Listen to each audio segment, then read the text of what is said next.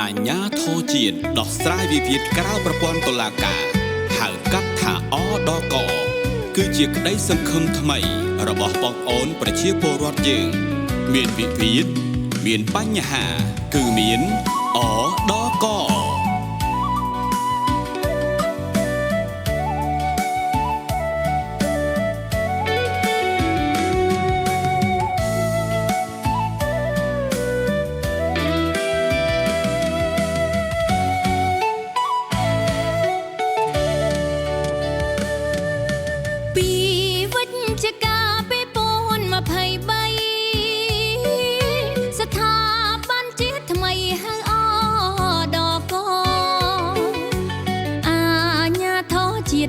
រាសាតក្រមការគ្រប់គ្រងសម្ដេចធិបតីជាសង្ឃឹមដងស្រ័យវិង្វៀនជូនជនប្រុងស្រីក្រៅប្រព័ន្ធតុលាការ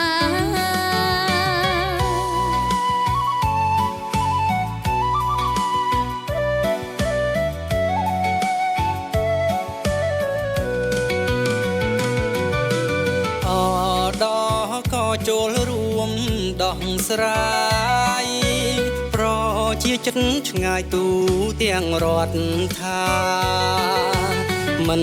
ឲ្យរាំងស្ទះសំរួតសាំងផ្សាបំរាសេវាឆាប់រហ័ស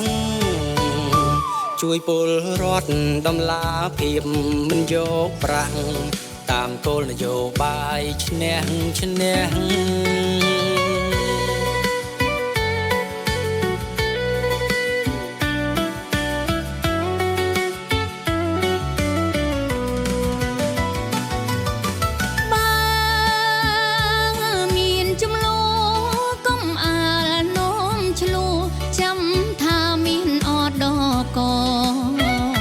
ធ្ងន់នឹងថ្ម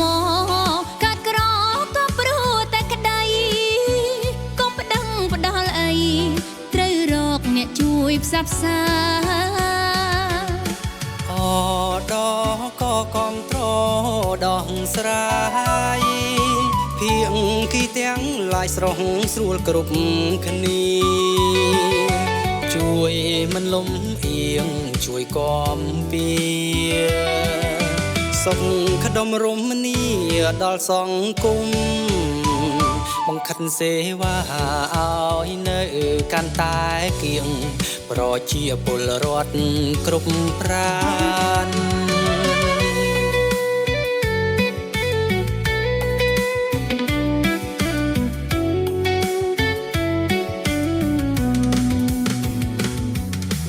មិនកាត់ក្តីឈ្នះចាញ់ឡើយណាធានាការពីអាចទុកចិត្តបាននយោបាយឈ្នះឈ្នះគឺជាមូលដ្ឋានប្រជាសង្សានគ្មានវិង្វេតគ្រប់ភាងគីមិនបងខិតមិនបងខំទទួលយកដោយស្មើភាពចាក់ខុងវិស័យអដកកាត់បន្ថយរឿងក្តីនៅតុលាការកុំ